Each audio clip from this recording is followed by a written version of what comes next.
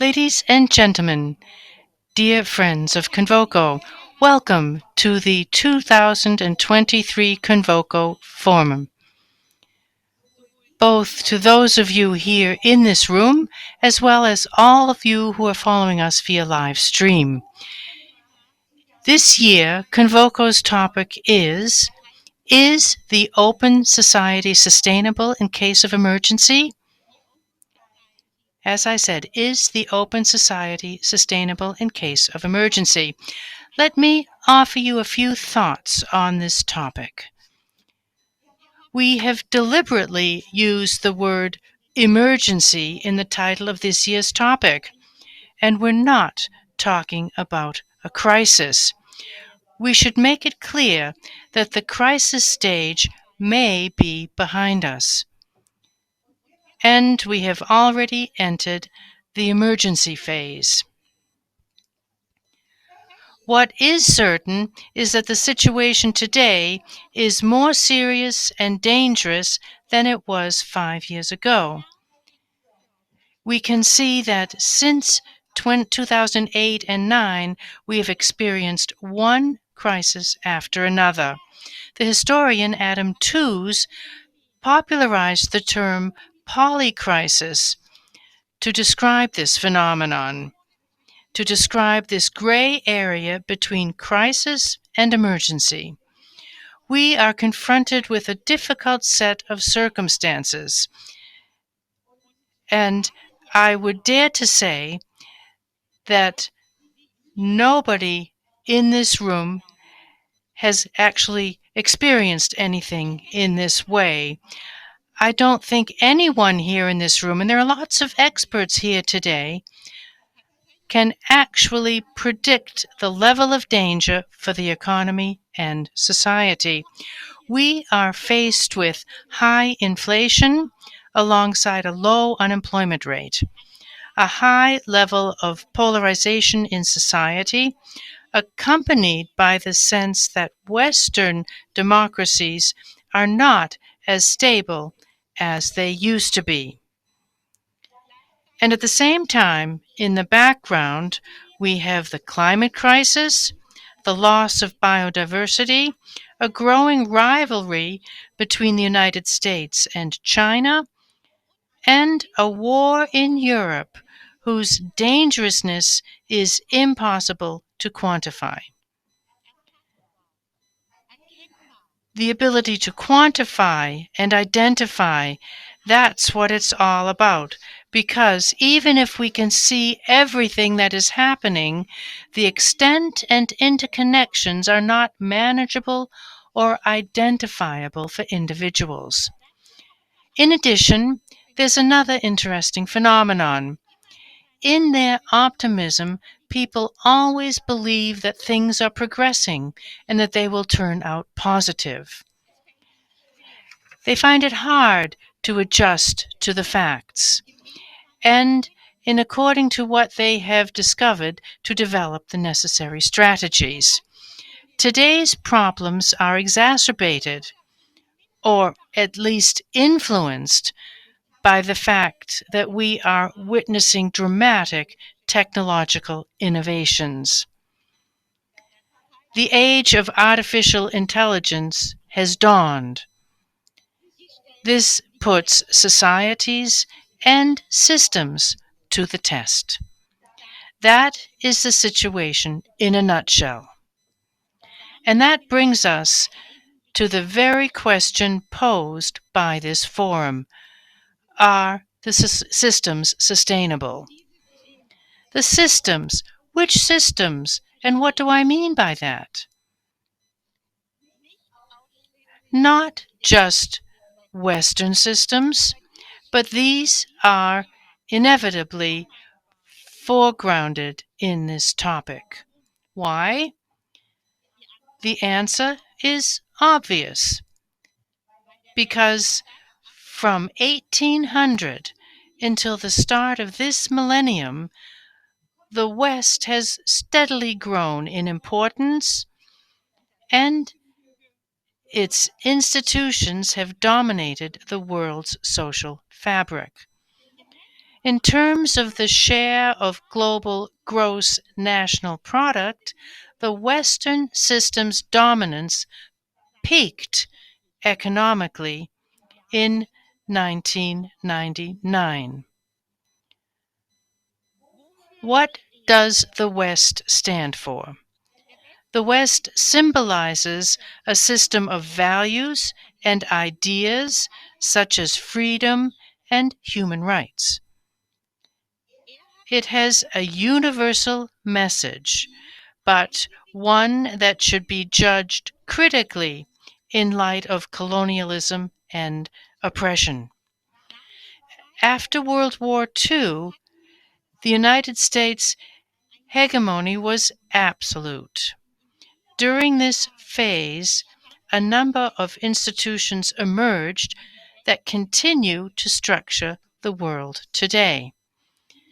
The United Nations, the World Bank, the International Monetary Fund, NATO, the General Agreement on Tariffs and Trade, known as GATT, the OECD, and the G7. Even today, these institutions underpin the principles of market economy, freedom, democracy, sovereignty, and the multilateral world order. Let me be specific about the systems that are at risk, and also explain briefly what endangers them. The rule of law is at risk from excessive political interventions. Dismantling of the rule of law also happens at the expense of our fundamental rights. The media and the public sphere are coming under increasing pressure from polarization, fake news, and the emergence of parallel worlds and bubbles. Democracy is faced with dissatisfaction and populism, and increasingly has to assert itself against autocratic systems. Capitalism, that is, the market economy, is put at risk by inequalities, ideology, and economic policy failures. In general, rational policy choices in politics is increasingly being neglected as a result of populism, disinformation, and religious extremism. Science is also at risk from falsification and the impact of ideologies. Artificial intelligence is one of the biggest challenges in this respect. Statehood itself is at stake, especially in the case of fragile states, but also through increasing dirigism.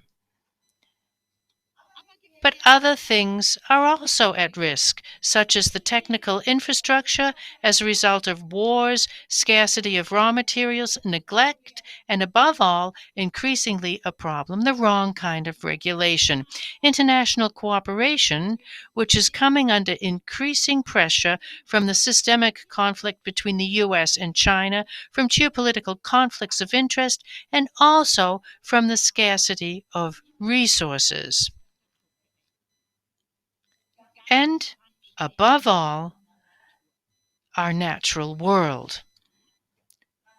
The questions that arise are these systems, which form the basis of our world, resilient?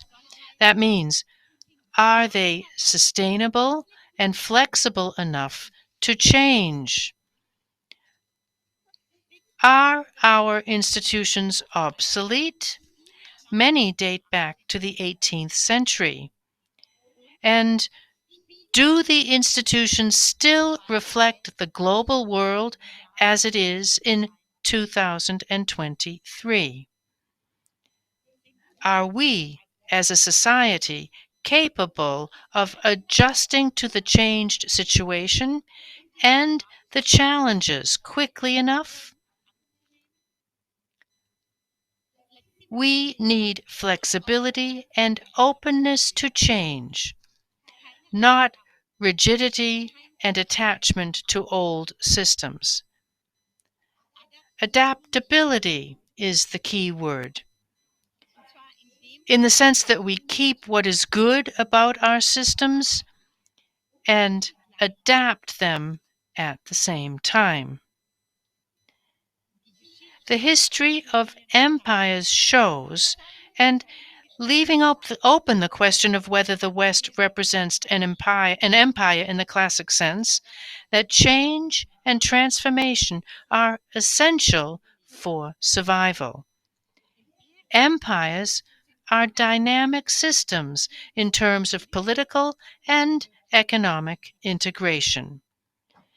The various partners and elements of a system are constantly changing their relationship to one another, and the system as a whole is changing as a result.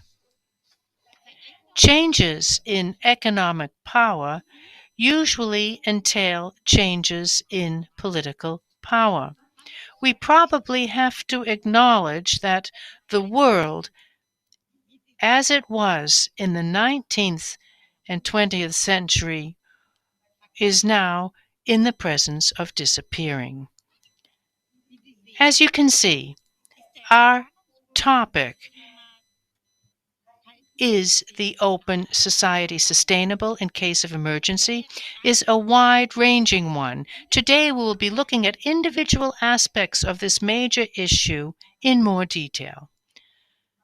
I'm delighted, ladies and gentlemen, to declare the 2023 CONVOCO Forum open and now hand over to our first presentation. I'd like to hand over to Professor Moritz Schularik. The title of his lecture is Europe in a State of Crisis, Lessons from the Recent Past. It is a great pleasure and an honor to welcome you here today, Professor Schularik. You are the new president of the Kiel Institute for the World Economy, and at the same time, you hold a chair in economics at the University of Kiel. Welcome, Professor Schularik. Thank you for being here with us today and for speaking to us in English. Thank you.